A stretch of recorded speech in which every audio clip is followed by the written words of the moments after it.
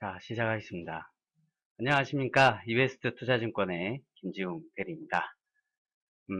저희 프라임에서 계속적으로 진행을 하고 있는 시장이 한눈에 보이는 프라임 밸류체인. 어느덧 네 번째 시간이 돌아왔네요. 이번 네 번째 시간에는 조선 업종에 대해서 이렇게 알아보도록 하겠습니다. 오늘 조선 업종 저희 리서치 센터, 이베스트 투자증권 리서치 센터의 양용모 연구원님 모셨습니다. 간단히 업황 이렇게 설명해 주실 거고, 그 이후에 프라임 밸류 체인 관련돼서 조선 업종을 한번 속속들이 이렇게 말씀을 해 주실 겁니다. 잘 청취해 주시고요. 그리고 혹시 궁금하신 사항 있으시면은, 예, 설명 다 끝나고 질문 한꺼번에 그렇게 하도록 하겠습니다. 그래서 궁금하신 사항 채팅에 기재해 주시면 감사하겠습니다. 그러면 양용모 연구원님 지금 바로 시작하도록 하겠습니다. 예, 안녕하세요. 이베스트 투자증권에서 조선업종 담당하고 있는 양영모라고 합니다.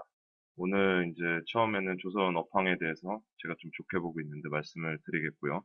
그 다음엔 관련해서 프라임 쪽에서 이제 진행하고 있는 밸류 체인에 대해서 또 짧게 말씀을 드리도록 하겠습니다.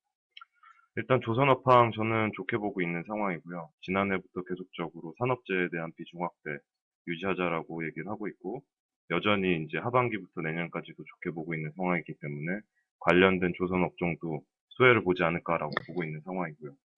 사이클을 한번 분석을 해보겠습니다. 그래서 일단 유가랑의 사이클을 이제 조선 업황의 사이클하고도 어떻게 보면 맞아 떨어지는데, 유가는 역사를 보시면 오펙과 논오펙 간의 경쟁의 역사였고요.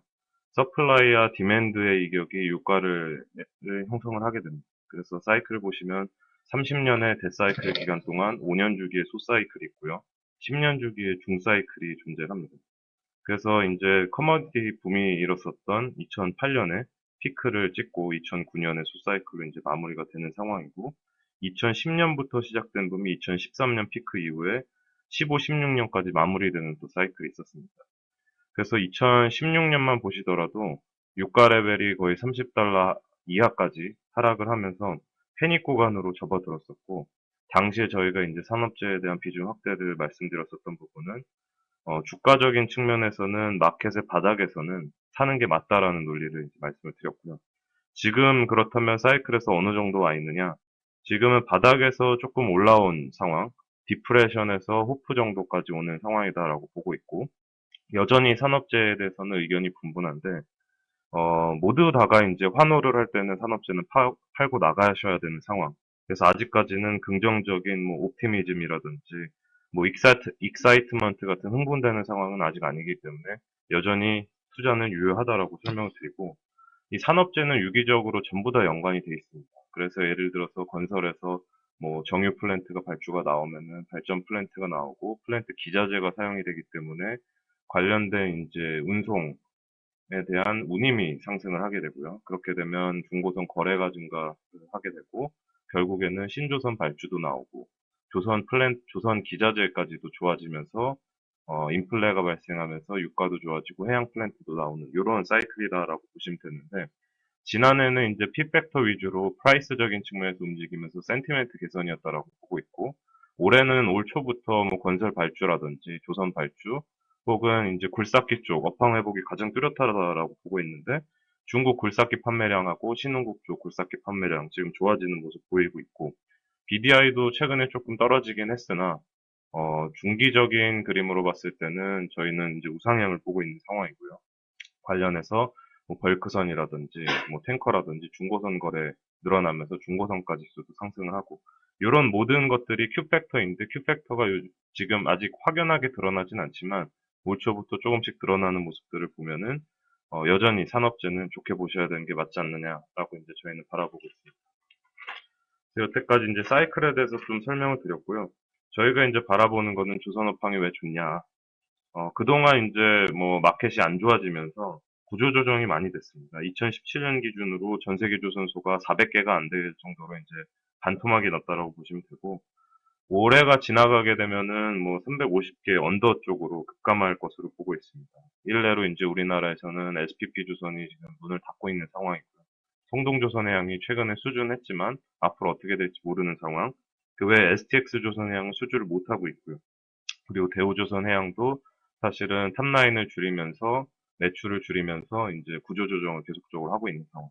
전 세계가 우리나라뿐만 아니라 일본 쪽은 사실은 구조조정이 선제적으로 많이 된 부분이 있지만 중국 쪽에서는 여전히 이제 ING라고 보시면 될 것 같고 우리나라도 그렇고 그래서 살아남은 자들의 일단 수혜가 예상된다는 부분이 조선업을 좋게 보는 하나의 근거라고 보시면 될 것 같고요.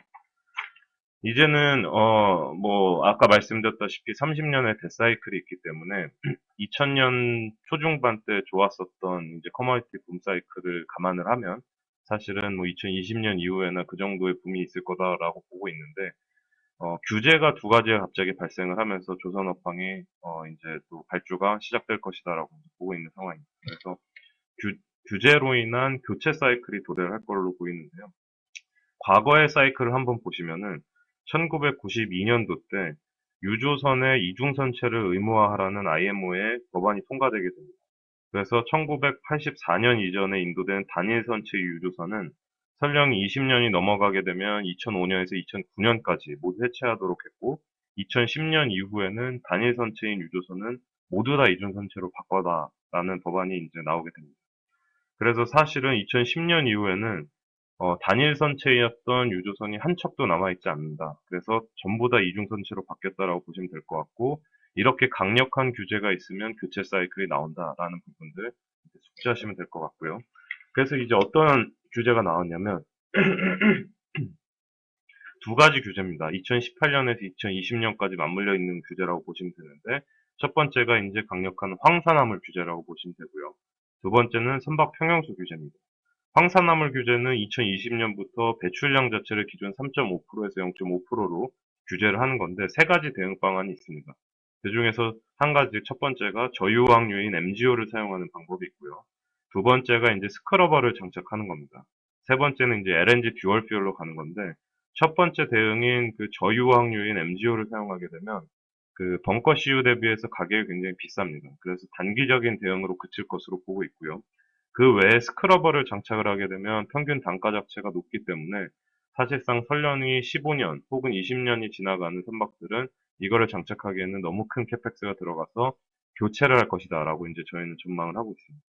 그리고 특히나 LNG가 이제 대세가 될 것으로 보이는데 LNG 듀얼 퓨얼 같은 경우에는 설령 15년이 넘어가는 선박들은 아예 교체가 안 됩니다. 아예 그 장착이 안 됩니다. 그렇기 때문에 교체 수요가 있을 것이다라고 보고 있고 그래서 설령 15년이 넘어가는 해체 가능 선박들 보시더라도 VLCC가 150척이 넘고 수에즈막스만 해도 100척이 넘고 아프라막스만 해도 한 200척이 넘습니다. 그래서 국내 빅3, 대우조선해양을 제외하면 뭐 빅2라고 볼 수 있겠죠.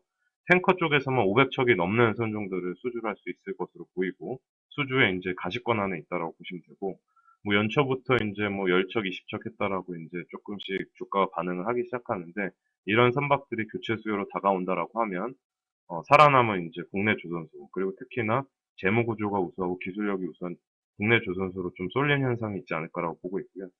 핸디사이즈 탱커 같은 MR 탱커도 300척이 넘습니다. 그리고 특히나 컨테이너선 쪽에서는 5000TU급 이하짜리들의 선박들이 아직 그 선대 대체가 안 됐기 때문에 선량이 굉장히 높습니다. 거의 1000척에 가까운 5000TU 이하급 선박들이 다 선량이 15년 이상이다라고 보시면 될 것 같고 아까 말씀드렸던 MR 탱커라든지 5000TU급 이하짜리들 탱커라든지 이런 것들은 컨테이너선이라든지 이런 것들은 전부 미포의 이제 주력 선종이다라고 이제 보시면 될 것 같아요.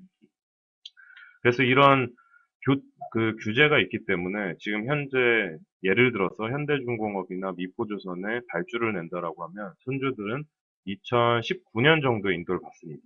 그러면은 올해 하반기 때 만약에 발주를 한다라고 하면은 2019년에서 뭐 내년에 발주한다라고 하면 2020년까지 맞물리게 되는 거죠. 그러면 이런 규제들이 맞물리게 되는 상황에서 사실상은 성과가 낮은 상황에서는 선주들이 굉장히 유혹을 뿌리치기가 힘듭니다. 그래서 지금 언론에서도 막 선주들이 언론 플레이 하는 게 그 발주를 못 낸 선주들은 업황을 이제 이렇게 해치려고 발주를 하지 말아라고 이렇게 뭐 도움을 요청하는 상황이고 발주를 한 선주들은 여유가 있죠. 싸게 발주를 했고 업황 회복이 기대된다라는 언론 플레이들도 굉장히 많이 나오고 있습니다. 그래서 싼 상황에서는 규제를 감안하면 올해 하반기부터는 발주가 일어날 것이다라는 게 저희가 바라보는 이제 관점이라고 보시면 될 것 같고요. 특히 이제 업황에 대해서도 조금 설명을 드리면 그동안 발주가 안 나왔기 때문에 올해까지는 뭐 벌크선을 포함한 모든 선종에 있어서 인도량이 조금 있습니다. 근데 내년이 되면 인도량이 1900년대 후반에서 2000년대 초반 수준까지 급감하는 상황이 연출된다라고 보시면 될 것 같고요. 그래서 벌크선만 보시더라도 2016년에 수급 밸런스가 마이너스였는데 올해까지는 마이너스가 개선이 되지만 마이너스 밸런스가 유지가 됩니다. 그러나 내년부터는 플러스 밸런스로 넘어가게 되고 18년도는 인도량이 없기 때문에 약 3% 이상의 YOY 그 수급 밸런스의 개선이 있을 것으로 보이기 때문에 운임 자체의 상승이 예상이 되고 내년에는 뭐 예를 들어서 벌크선 등등이나 뭐 탱커, 컨테이너선 여러 전선종에 걸쳐서 발주가 나오지 않을까라고 보고 있고요. 그렇게 된다라고 하면은 사실은 조선소의 도크가 차면은 성가 상승이 일어나기 때문에 눈치 보고 있었던 선주까지도 발주를 할 수밖에 없다라고 이제 보고 있습니다.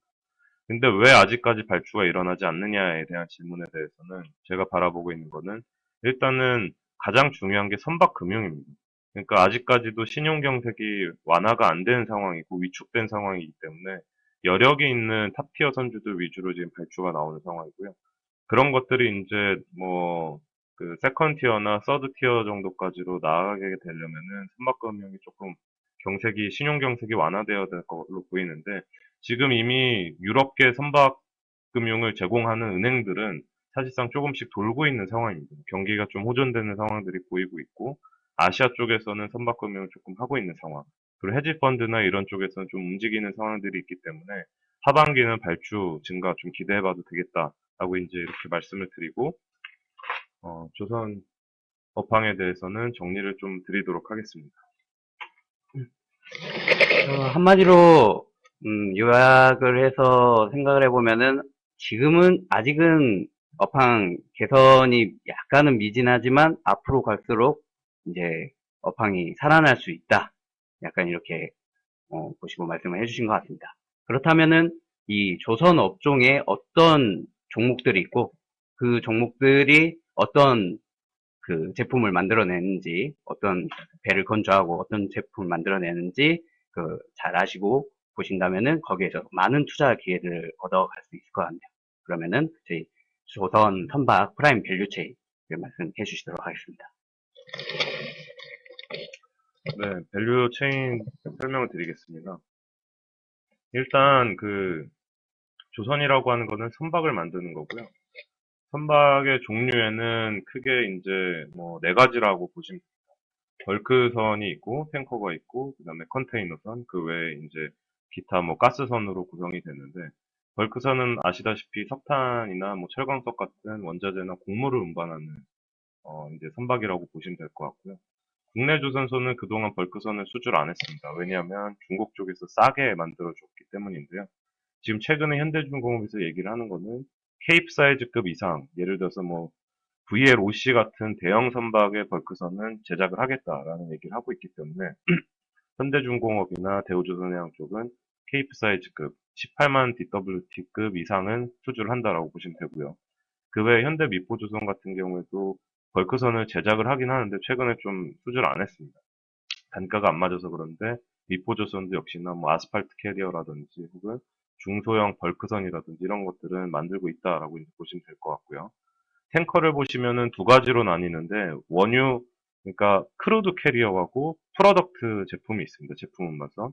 그래서 크루드 캐리어는 우리나라에서는 아프라막스급 이상급 아까 설명을 드렸던 부분들을 현대중공업과 삼성중공업, 한진중공업이 이제 수주를 한다라고 보시면 될 것 같고 그리고 뭐 현대미포 같은 경우에는 너무나도 잘 아시다시피 PC선 5만 톤급 이하짜리의 MR 탱커를 건조하는 전 세계 1등 조선소다라고 이제 보시면 될 것 같습니다. 그 외에 뭐 3만 8천 톤급 케미칼 탱커도 현대미포조선의 주력 선종이라고 보시면 될 것 같고요. 컨테이너선은 올해는 좀 발주가 많이 안 나오는데 저희는 이제 중소형 컨테이너선 쪽에서 기대를 하고 있는 상황이고 대형 쪽 9,000 TU급 이상짜리의 대형 초대형 컨테이너선은 현대중공업이나 삼성중공업, 한진중공업이 수주를 한다라고 보시면 되고요. 그 외에 이제 5000TU급 이하짜리, 아직 선대 교체가 안 된 그런 선박들에 대해서는 현대미포조선이 수주한다라고 이제 보시면 돼요. 그 외에 이제 LNG선하고 LPG선의 가스선이 있는데, 대형 쪽은 현대중공업하고 삼성중공업이 LNG선이나 LPG선을 하는 상황이고, 현대미포 같은 경우에는 소형 쪽 LNG선이나 LPG선을 이렇게 수주를 한다라고 보시면 됩니다. 그리고 이제 구축함이라든지 잠수함 같은 군용 선박들이 있는데, 국내에서는 세 개의 조선소가 군함을 만든다라고 보시면 됩니다. 현대중공업하고 한진중공업, 그리고 대우조선해양이 있습니다. 해양 구조물 쪽은 뭐 아시다시피 FPSO라든지 시추 설비하고 생산 설비로 나뉘는데, 이 두 가지 모두 현대중공업, 삼성중공업이 하신다라고 보시면 될 것 같고요. 관련해서 이제 조선 기자재 쪽을 보시면은, 이제 선체를 만드는 선박용 홈파는 포스코나 동국제강 혹은 중국 쪽에서 이제 제공을 하고 있는 상황이고요.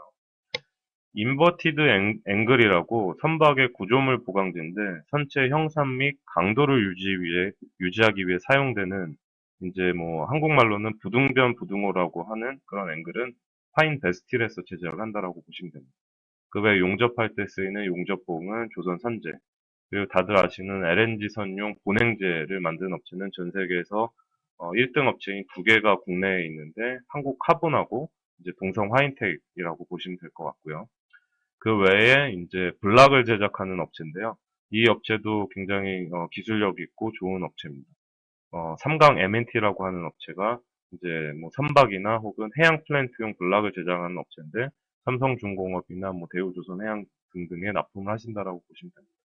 그 외에 이제 뭐 엔진룸 같은 블럭을 제작하는 중앙오션이라는 업체도 있고요. 이 엔진을 제작하는 업체는 국내에서는 현대중공업이 전 세계에서 1등이라고 보시면 되고, 그 외에 두산 엔진도 있고요. 그 외에는 뭐 발전기용 엔진은 STX 엔진도 한다라고 보시면 되고, 그 관련해서 엔진 기자재도 업체들이 있습니다. 여기서는 뭐 실린더 라이너를 만드는 케이프라든지 엔진 볼트 밸브를 생산하는 S&W, 그 외에 부품들을 제작하는 대창 솔루션이라든지 KSP가 있고요. 그리고 선박 엔진 구조재에 철강 소재를 만드는 삼명 엔텍이 있고, 선박 엔진의 뭐 뚜껑이라든지 이런 부품들을 만드는 인화전공이라는 또 기술력이 있는 업체들이 있습니다. 그리고 저희들이 잘 알고 있는 피팅 쪽, 관이음새라고 보시면 되는데, 성광밴드하고 태광은 이제 용접용 피팅이라고 해서 좀 대형 쪽에 들어가는 관이음새를 제작하는 업체라고 보시면 되고요. 그 외에 하이로 코리아는 굉장히 그 매출처가 다변화되어 있습니다. 그래서 조선해양뿐만이 아니라 뭐 IT라든지 이런 쪽에도 들어가는 업체인데, 계측 장비용, 장치용 관이음새를 마치는 소형 쪽 하이로 코리아라고 보시면 되고, 밸브 쪽도 만드는 게 하이로 코리아입니다. 그리고 이제 아까 규제 중에서 나왔었던 부분이 선박 평형수가 있는데, 국내에서 선박 평형수를 처리 장치를 제작하는 업체는 세 가지가 있습니다. 세 군데가 있습니다. 한라 IMS라는 업체가 있고요. 그 다음에 EM 코리아라는 업체가 있고, NK라는 업체가 있습니다.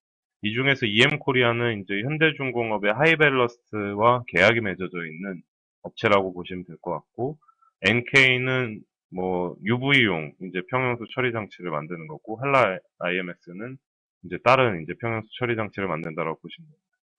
그 외에 이제 선박용 조명을 만드는 대양전기공업이라는 데가 있고요. 내비게이션을 제작하는 삼양 ENC라는 데가 있습니다. 그리고 기타 의장재로서 데크하우스나 뭐 해양 거주구 쪽을 만드는 리빙 커터라고 부르죠. 거기는 이제 세진중공업이 있다라고 보시면 되고, 선박의 그 뒤에서 이제 후미에서 방향타를 만드는 업체가 해덕 파워웨이라는 업체가 있고요. 뭐 이제 구명정을 만드는 HLB라는 업체, 그 외 선박용 크레인을 만드는 DMC, 그리고 페인트는 조강 페인트하고 노루 페인트 등등의 여러 가지 페인트 업체가 있다라고 보시면 될 것 같습니다. 여기까지 프라임 밸류 체인을 설명을 드리도록 하겠습니다.